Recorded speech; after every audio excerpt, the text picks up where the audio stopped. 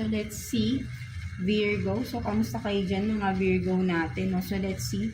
Sino ba yung taong nag-iisip sa inyo at ano ang iniisip ng tao na ito sa inyo, no, mga Virgo natin? So, kunin muna natin yung mga cards, no, mga Virgo. Tingnan natin. Sino ba itong taong nag-iisip sa inyo? At ano ang iniisip ng tao na ito, no?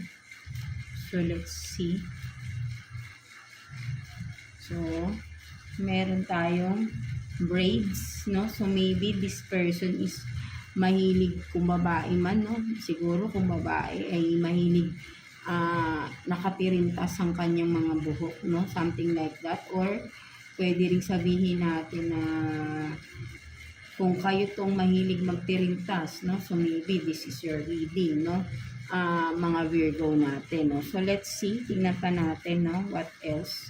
I mean, sino ba tong tao na ito, no? Na nag-iisip sa inyo, no? Mga Virgo natin. Tingnan natin. Sino ba tong tao na ito? Na nag-iisip kay Virgo.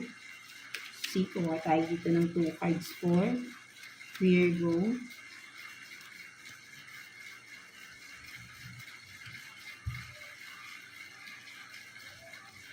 So, you have this, no, the Lovers in reverse. And then, Ace of Cups.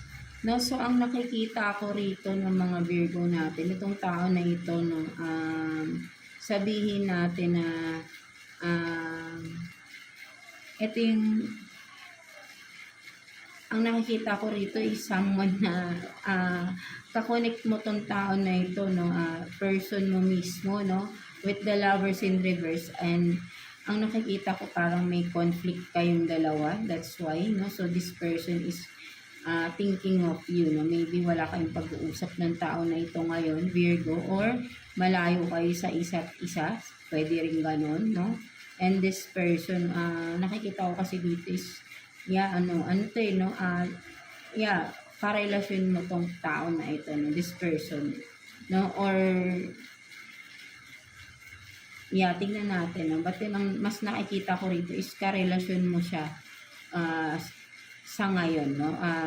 Medyo siguro sabihin natin may conflict lang sa inyo ng person na ito, no? Kung ano man, no? So, let's see, ano bang iniisip ng person na ito sa inyo? Tignan natin. So, kuha tayo ng 2 cards for you, Virgo. No? Ano bang iniisip ng person na ito? No? This person, no? May emotion tong tao na, so talagang karelasyon mo siya. So, for some of you. So, you have this 9 of Wands and then 3 of Wands. Ang naiisip ng tao na to, Virgo, no, parang nakikita ko rito, nagwo-worry itong tao na ito, no. That's why, no, parang kaya rin siguro yung Lovers in reverse is naka-reverse, no, of course, is ang iniisip ng tao na to, Virgo, no, parang may worry siya na baka umalis ka, no, with the 3 of Wands here, no, 9 of Wands.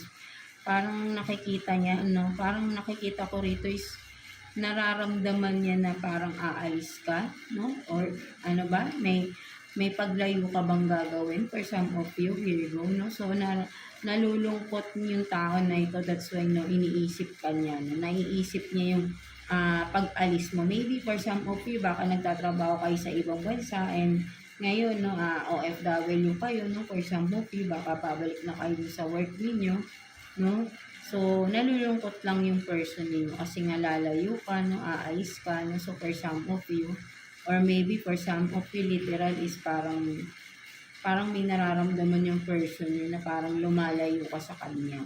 Something like that, or lalayo ka. No? So, ayun yung iniisip ng person na ito, no? Mga Virgo natin, no? So, again, just take what's resonate, no?